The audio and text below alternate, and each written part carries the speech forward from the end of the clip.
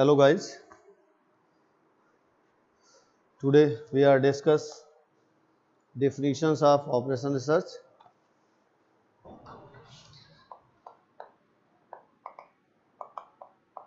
Definitions of operation research.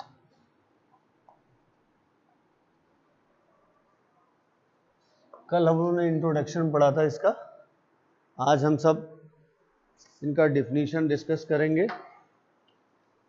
Definitions इनके क्या हैं? बहुत सारे मैथमेटिशियंस हैं जिन्होंने इसका डिफिनीशंस अपने तरीके से दिया है, तो आइए आज हम उसको भी कर लें। According to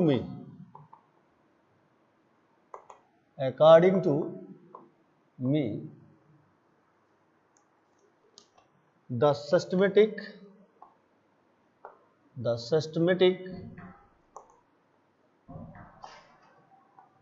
and scientific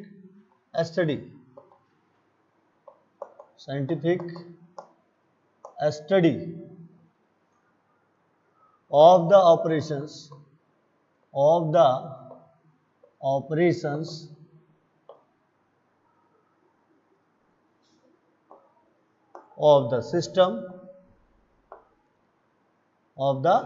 system are called operations research. As per my opinion, what is operations research? So the systematic and scientific study of the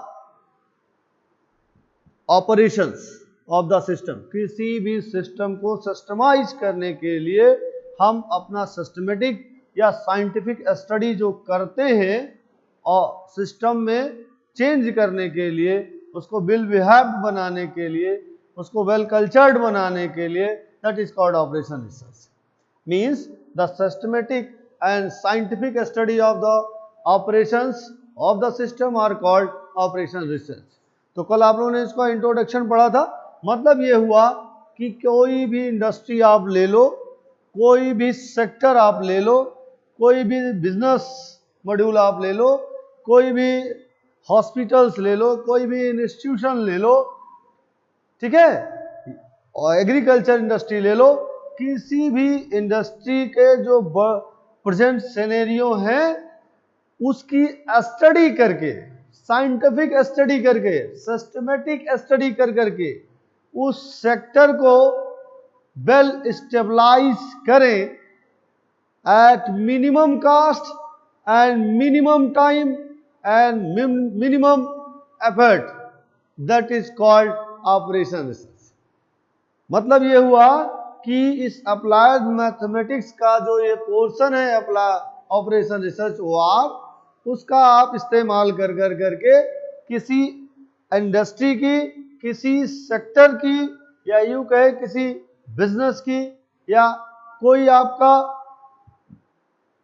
sector हो, चाहे वो एग्रीकल्चर हो, स्पोर्ट्स हो, रेलवे हो, मिलिट्री सर्विसेज का हो, तो इन सब को आप साइंटिफिक और सिस्टमेटिक स्टडी से उनके ऑपरेशन को वेल एस्टेब्लिश कर दें, that is called operation research. Next है, according to Morse and Kimball in 1946, according to Morse and Kimball in 1946, Kimball और मोर्स ने 1946 में OR का डिफिनीशन दिया. क्या कहा? OR हमने 60 में लिखा है. OR का मतलब ऑपरेशन रिसर्च है. OR is a scientific method of providing of providing executive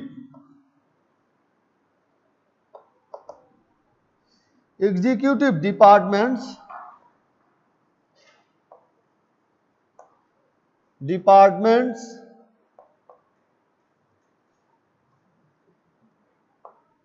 with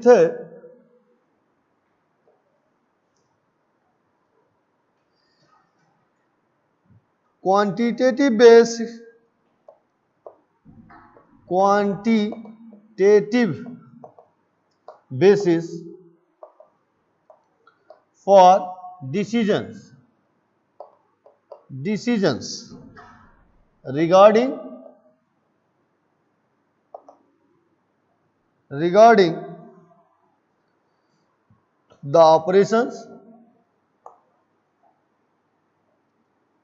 regarding the operations under their control.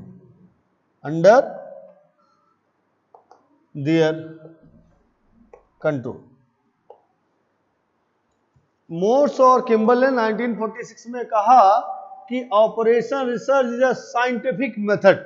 Operation research एक साइंटिफिक मेथड है of providing executive department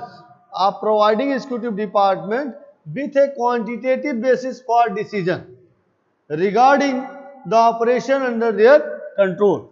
Suppose that आपने कोई इंडस्ट्री डाला, तो industry डालने के लिए आपको बहुत सारे संसाधन की आवश्यकता होगी। सबसे पहले इंडस्ट्री जहां डालनी है उस एरिया के आप सर्वे कराएंगे कि हमारी अगर इंडस्ट्री वहां है तो क्या उसके ट्रांसपोर्टेशन की फैसिलिटी अच्छी है जो इंडस्ट्री को चाहिए, वहां लाइटिंग की फैसिलिटी अच्छी है।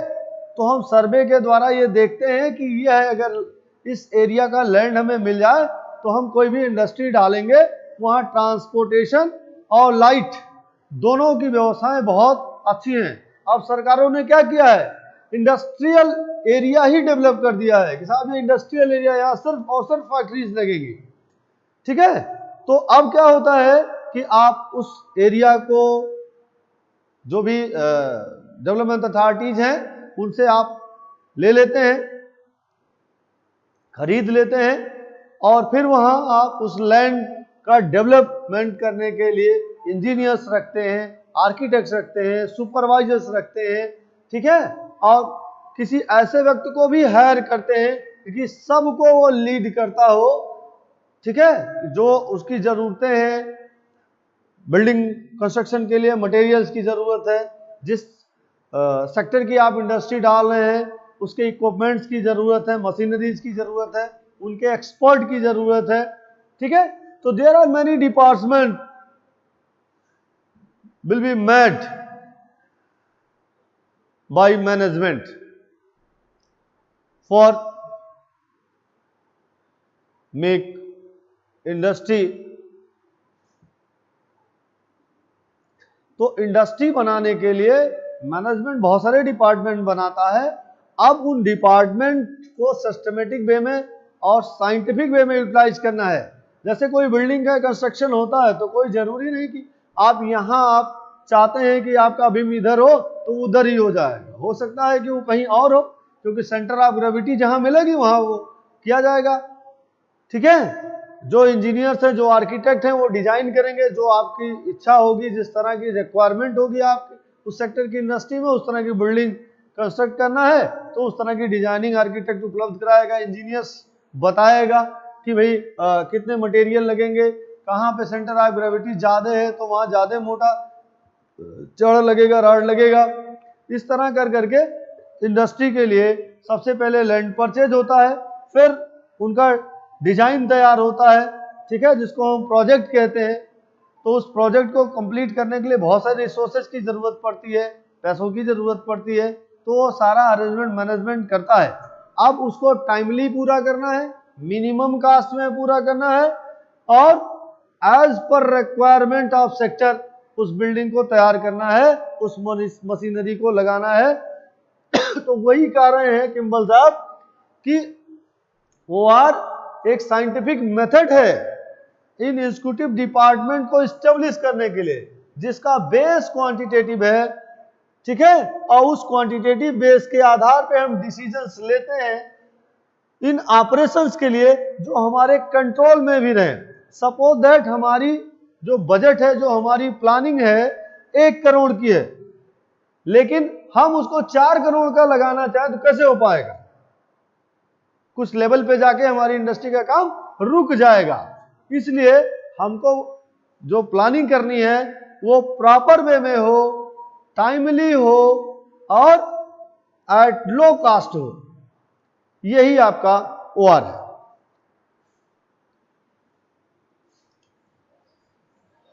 अभी बहुत सारे लोगों ने डिफिनीशन दिया है, कुछ डिफिनीशन जो मुझे लगे कि आपको बताना चाहिए वो हमने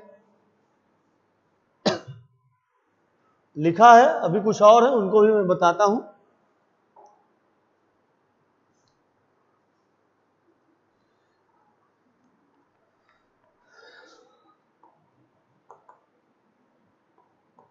according to PMS ब्लैकेट,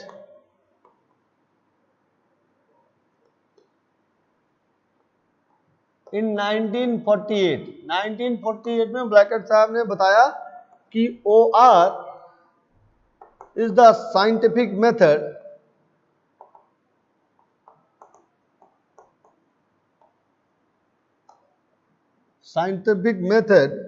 of providing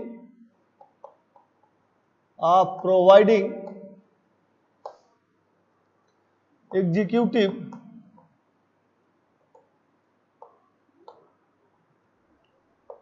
with an analytical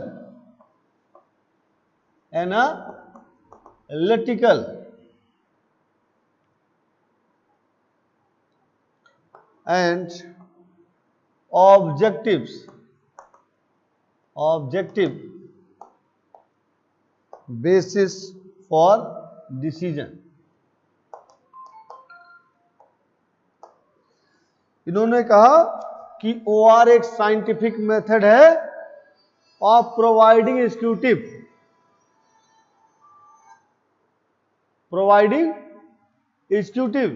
with an analytical and objective basis for decision लेने के लिए एग्जीक्यूटिव एनालिटिक और ऑब्जेक्टिव बेसिस, मतलब इन्होंने बेस बनाया एनालिटिकल को और ऑब्जेक्टिव बेसिस पे, और फिर इन्होंने डिसीजन लिया।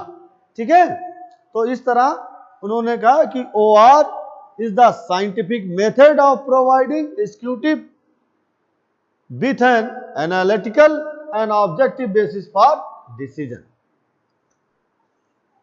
नेक्स्ट HM वगनर है, according to HM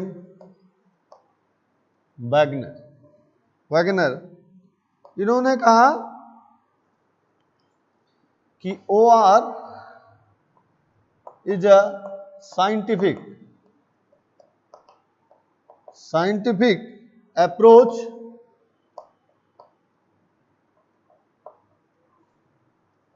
to problem solving for executive management,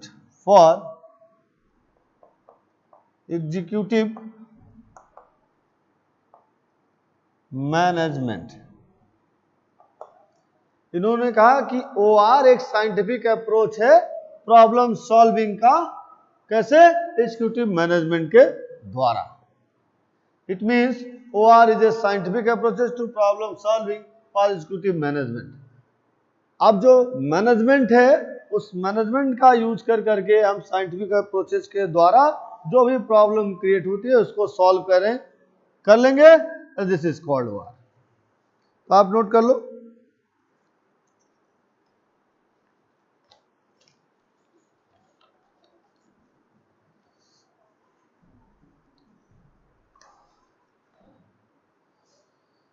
note करते रहिए।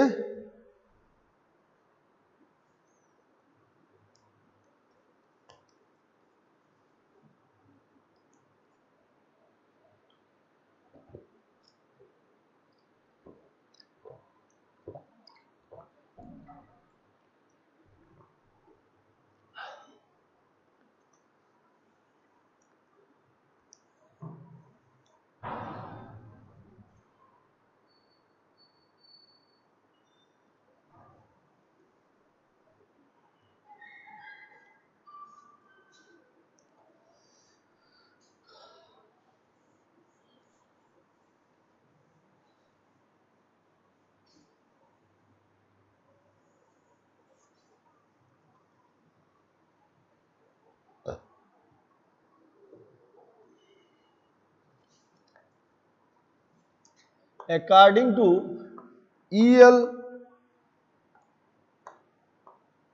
Amoff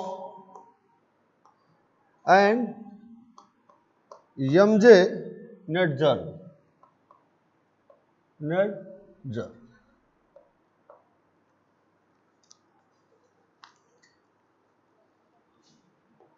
OR is a systematic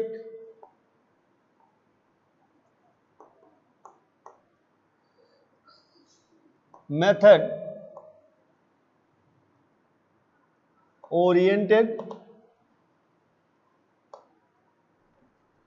and study of the basic structure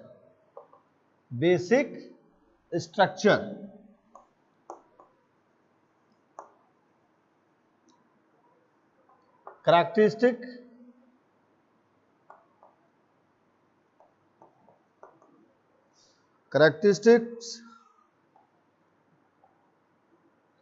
functions and relationship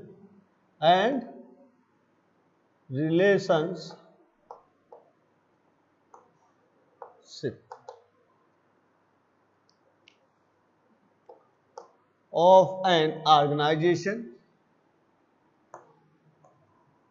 organization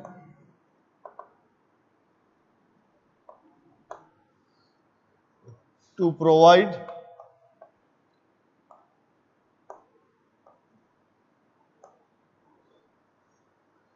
the executive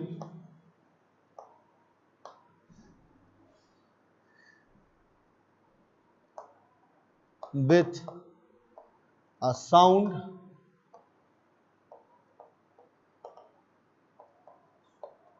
scientific and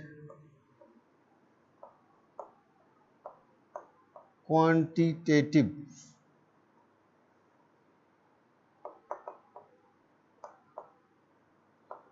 basis for decision making.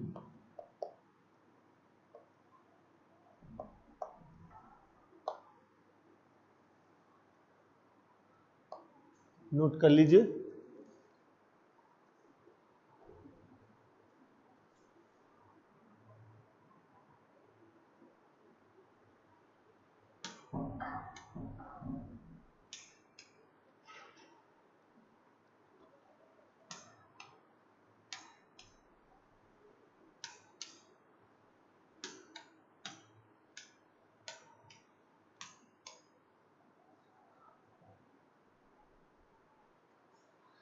तो आपने देखा कि एलेमॉक साहब ने और नेटजर साहब ने क्या बताया। इन्होंने कहा OR is a systematic method, OR एक सिस्टमेटिक मेथड है।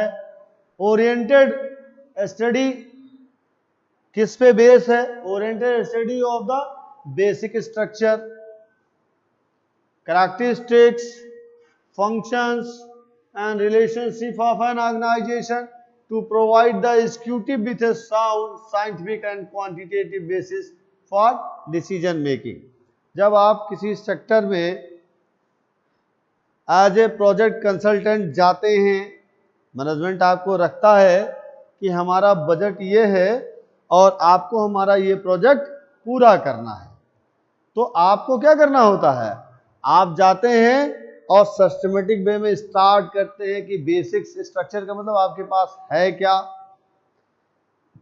जो आप सेक्टर की इंडस्ट्री चूज कर रहे हैं, बिजनेस चूज कर रहे हैं, उसके लिए और रिक्वायरमेंट क्या है, क्या क्या जरूरतें होती हैं। ठीक है। फंक्शंस का मतलब ये हुआ कि कैसे कैसे हम सारी सामान व्यवस्थित करेंगे। रिलेशनशिप का मतलब ये है कि कैसे कैसे हम लोगों से जुड़ेंगे, कहीं से मटेरियल लाना होगा, कहीं से मशीनरी लाना होगा, कहीं से रॉ मटेरियल यूज करना होगा। ठीक है। प्रोडक्शन करने के बाद उस प्रोडक्ट को हम किसके पास पहुंचाएंगे।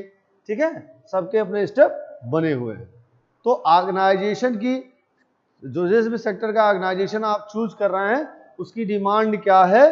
ठीक है।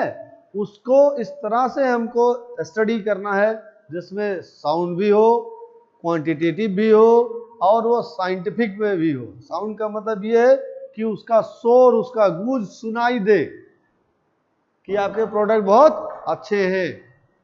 ठीक है, साइंटिफिक और क्वांटिटेटिव बेसिस पे आप उस पैमाने पे कस लें कि हम जो प्रोडक्ट प्रोड्यूस कर रहे हैं उसका मार्केट में डिमांड है कि नहीं है।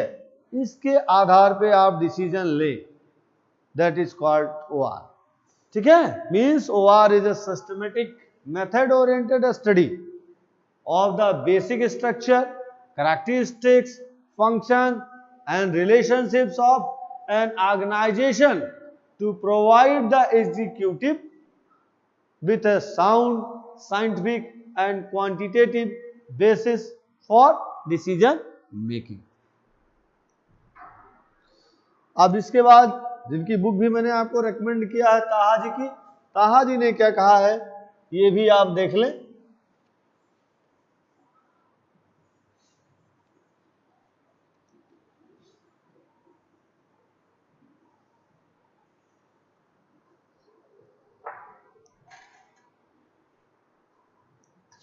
According to H.A. Taha, according to H.A. Taha, OR, sir अभी रुक करके आप अभी चलिए बैठिए। OR is the scientific knowledge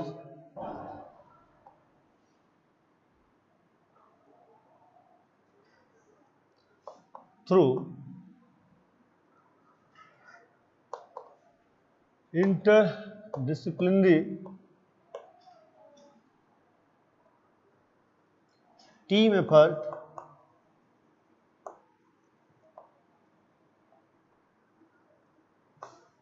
for the purpose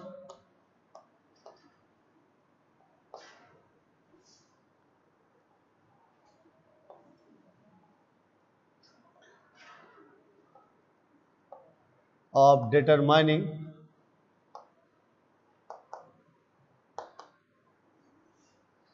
the best utilization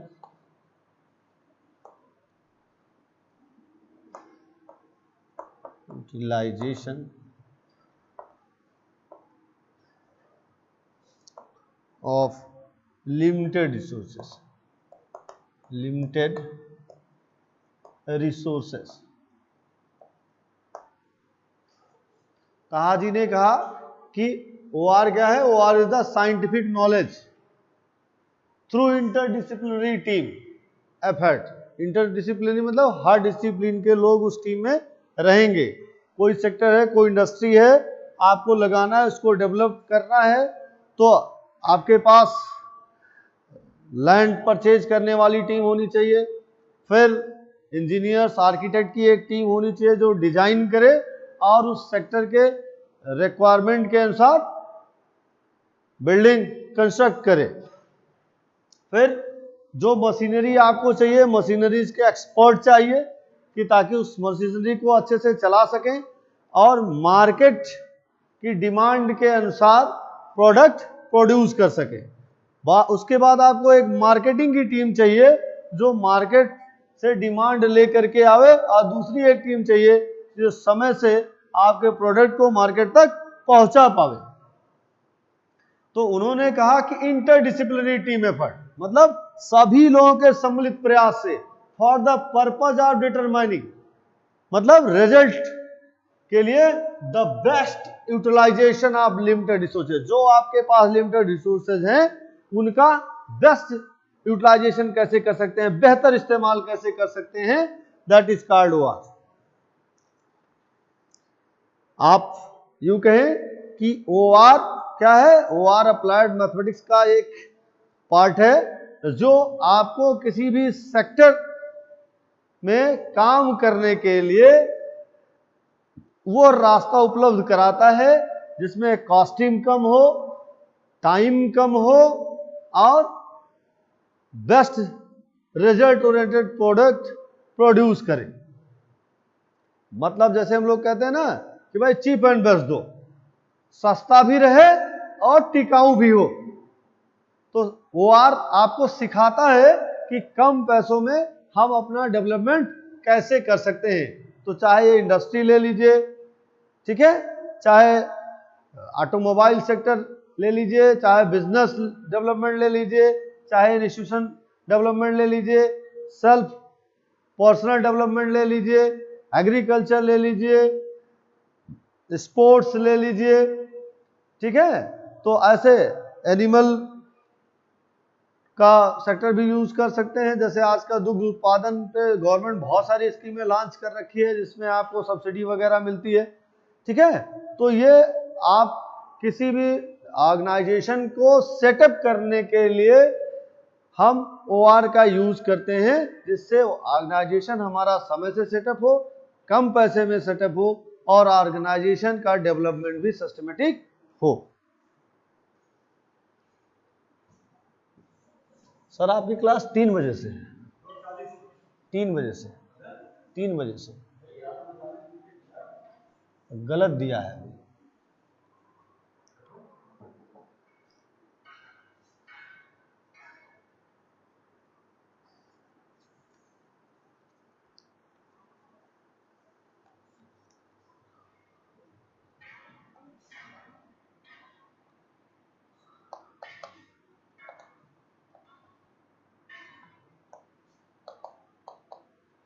next है कैरेक्टरिस्टिक ऑफ OR। अगर आपने कैरेक्टरिस्टिक OR की जान ली तो आपको कोई भी ऑर्गेनाइजेशन डेवलप करने के लिए बहुत सारी कठिनाइयों का सामना नहीं करना पड़ेगा। इन्होंने कहा कि सबसे पहले सिस्टम ओरिएंटेशन हो, हम सिस्टम ओरिएंटेशन हो,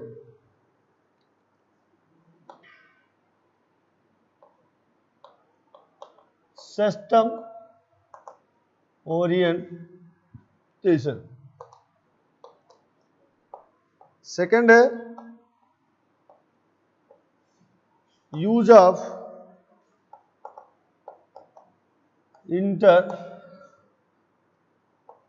डिसिप्लिनरी टर्म्स। थर्ड है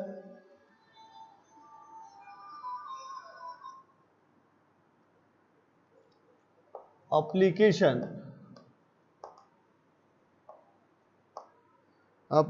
of scientific method।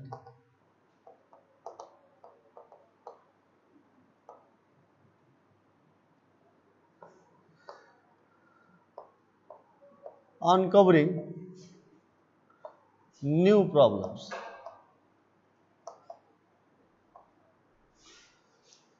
फिफ्थ है क्वांटिटेटिव सॉल्यूशन।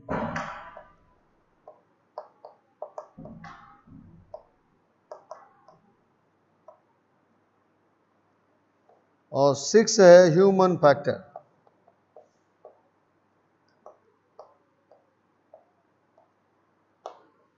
OR की जो कैरेक्टरिस्टिक है कि ये सिस्टम ओरिएंटेड हो, मतलब आपकी जो भी ऑर्गेनाइजेशंस है, इंडस्ट्री है, इंस्टीट्यूट है, उसको हम सिस्टम ओरिएंटेड होकर करके चलाएंगे। Use of interdisciplinary terms. Interdisciplinary term का मतलब यह हुआ कि हमको बहुत सारी चीजों की आवश्यकताएं होती हैं, तो अलग अलग एक्सपर्ट की जरूरत पड़ती है, उन सब का इस्तेमाल करेंगे और साइंटिफिक मेथड का यूज करेंगे। साइंटिफिक मेथड का मतलब उस इंडस्ट्री को चलाने के लिए, डेवलप करने के लिए, मतलब जो साइंटिफिक मेथड यूज किए गए हैं अभी तक, जिनका फ्रूटफुल रिजल्ट आया है, हम उनका इस्तेमाल करेंगे। Uncovering new problem. कोई भी नया प्रॉब्लम आएगा तो हम उसको छोड़ेंगे नहीं। क्वांटिटेटिव सॉल्यूशन, और उनका हम क्वांटिटेटिव सॉल्यूशन भी निकालेंगे। Human factor. ह्यूमन फैक्टर का मतलब हम ये भी देखेंगे कि जो हमारे एक्सपर्ट हैं या जो हमारे पास रिसोर्सेस हैं, उनका हम ऐसा इस्तेमाल नहीं ना कर रहे हैं कि अमानवीय हो जा रहा है, अनह्यूमन हो जा रहे हैं हम। तो ये करैक्टरिस्टिक है OR की कि हम इस तरह से चीजें यूज करेंगे। आजकल कोविड-19 के दौर में हम जो भी सेक्टर में काम कर रहे थे तो हमारे सारे सेक्टर की डिमांड अचानक बैठ गई, कारण कि हमारी इनकम उससे प्रभावित हुई। तो जो हमारे कस्टमर थे, पहले क्या होता था कि हमारी इनकम अच्छी होती थी तो हम सामान 2 खरीदने के लिए दुकानों पर जाते तो 4 खरीद लेते थे कि चलो भाई गए हैं, परिवार में किसी के लिए कपड़े खरीदने गए, अपने को भी समझ में आ गया, चलो अपने भी पैंट शर्ट ले लेते हैं, फलाने के लिए भी ले लेते हैं, परिवार में उसके लिए भी ले लेते हैं। लेकिन अब क्या है, अब हम एक पॉइंट पर ये हो गए हैं कि हमारा बजट इतना ही हमको महीने में खर्चा करना है ताकि हमको अगले महीने में दिक्कत ना फेस करना पड़े। तो अब सिर्फ और सिर्फ इसेंशियल नीड पे काम कर रहे हैं। इस वजह से जो इसेंशियल नीड्स के सामान हैं उन्हीं की आवश्यकता पब्लिक को पड़ रही है, मार्केट को पड़ रही है, इसलिए अन्य सेक्टर की डिमांड कम होती जा रही है। तो डिमांड कम होगी तो जो भी इंडस्ट्री है वो बैठ ही जाएगी।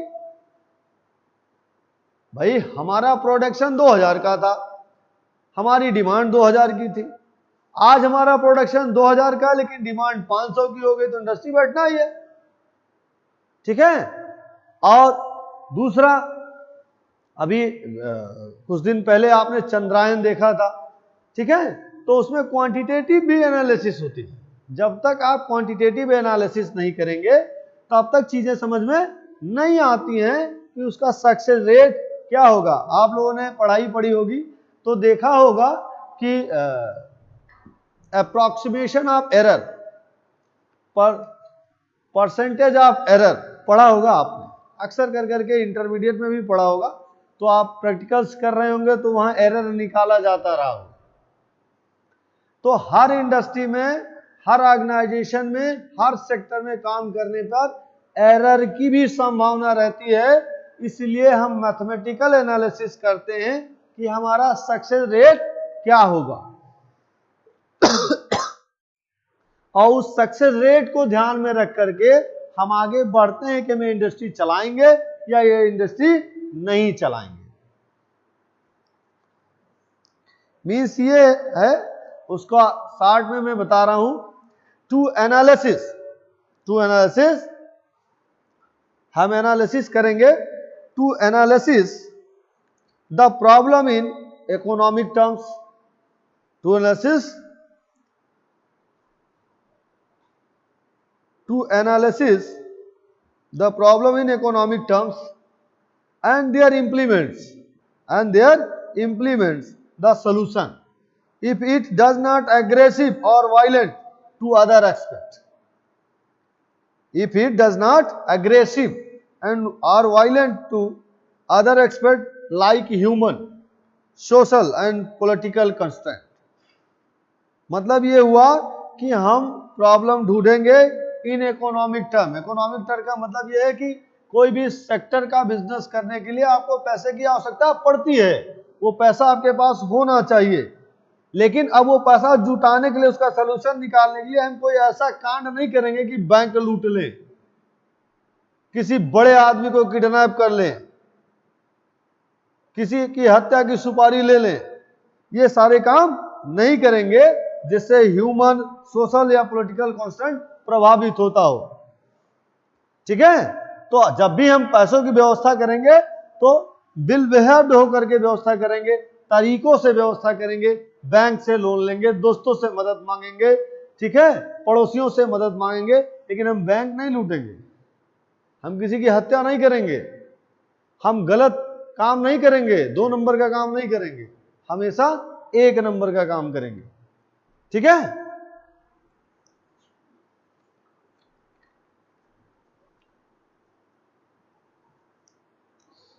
अब स्कोप, इनका स्कोप कैसा है?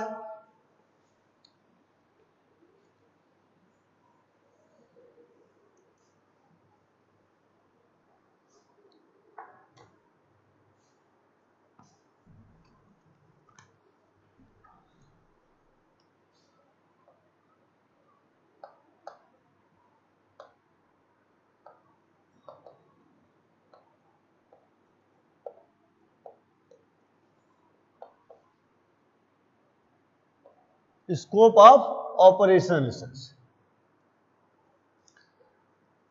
अब इनके सेक्टर हैं agriculture,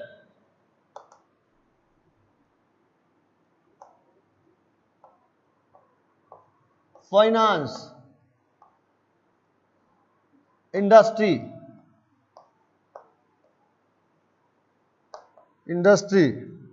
marketing,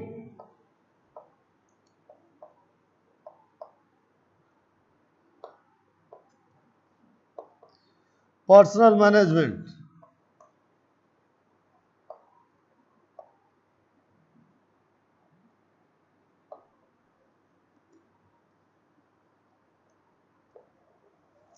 production management,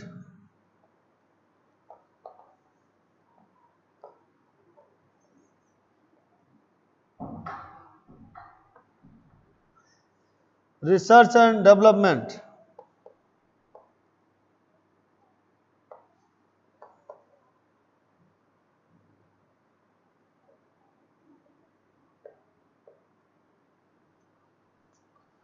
military operations,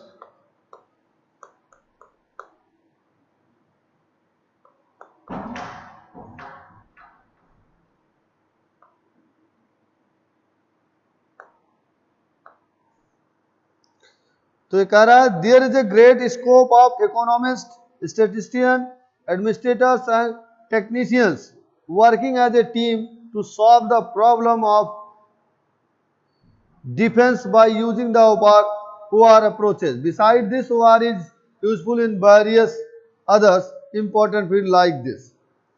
कहने का मतलब ये है कि जितने भी इकोनॉमिक्स हैं, अर्थशास्त्री हैं, ताकि भाई किसी भी देश का, किसी भी कंट्री का डेवलपमेंट उसकी इकोनॉमिक से होता है। उसकी इकोनॉमी कैसी है, इससे उसकी मजबूती का अंदाज लगाया जाता है कि वो डेवलप्ड कंट्री है या डेवलपिंग कंट्री है।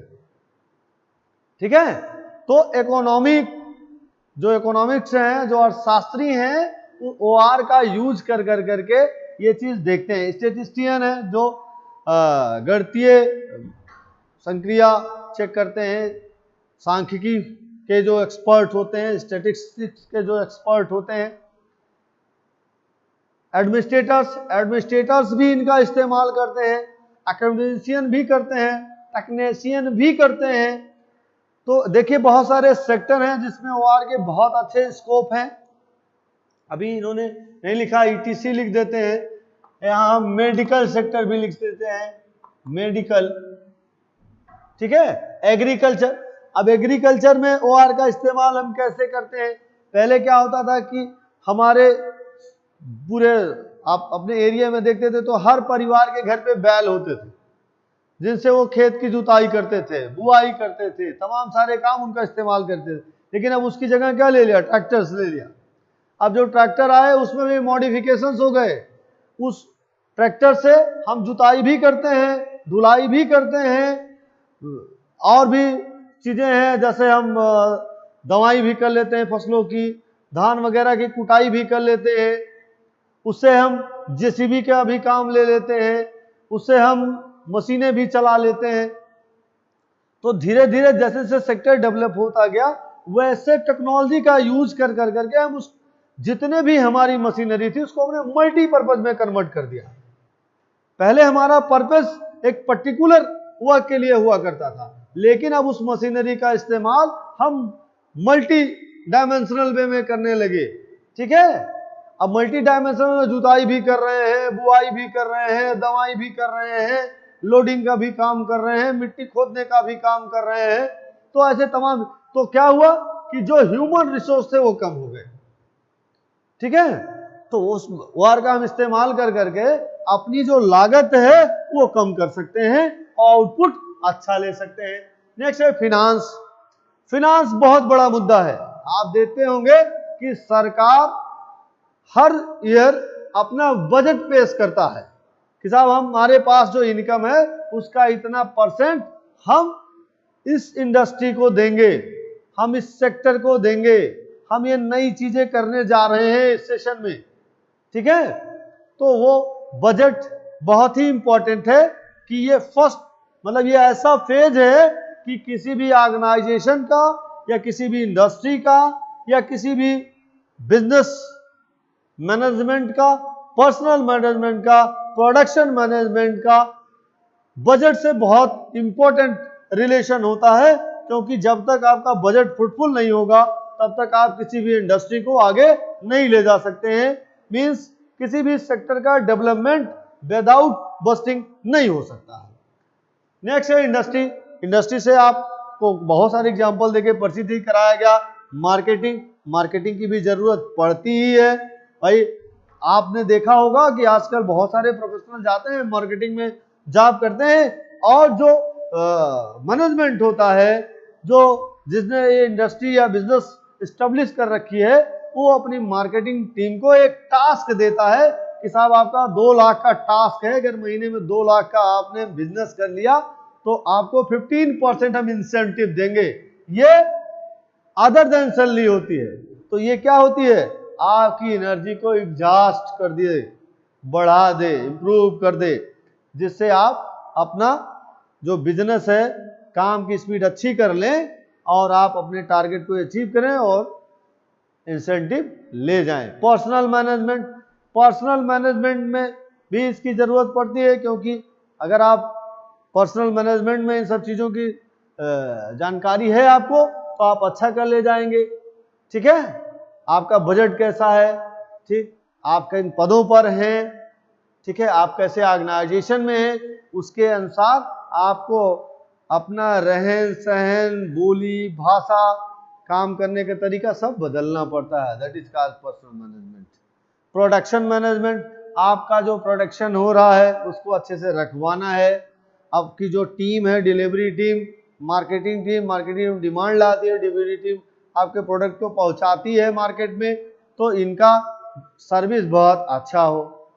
ठीक है, रिसर्च एंड डेवलपमेंट, आप देखते होंगे हर ऑर्गेनाइजेशन में एक R&D सेल होता है, मतलब वो रिसर्च भी करते रहते हैं कि हमारा जो प्रोडक्ट है और बेहतर कैसे हो पाएगा।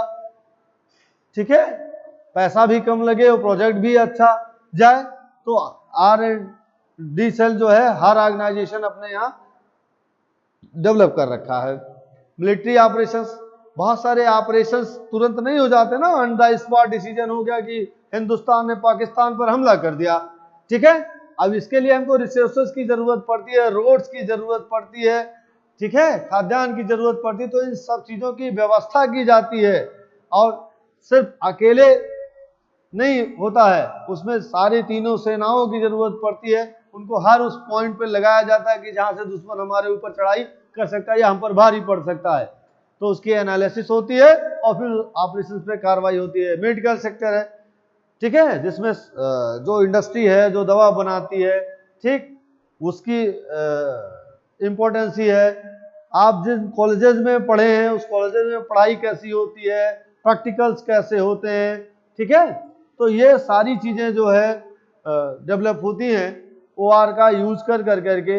जो सेवा भाव से आता है, जो मेवा भाव से आता है, ये कई भाव हैं, जो सेवा भाव से आता है, ठीक है, वो अपनी क्वालिटी से समझौता नहीं करता है। जो मेवा भाव से आता है उसका एक ही लक्ष्य होता है, हम ज्यादा से ज्यादा पैसा कमाएं, तो वो गलत रास्तों पर जाता है और उसके साथ रहने वाले लोग भी उसका शिकार हो जाते हैं। तो मैं सिर्फ इतना कहना चाहूंगा कि OR के स्कोप बहुत अच्छे हैं, उनके यूजेस बहुत अच्छे हैं, इसलिए आप प्रोफेशनल्स हैं।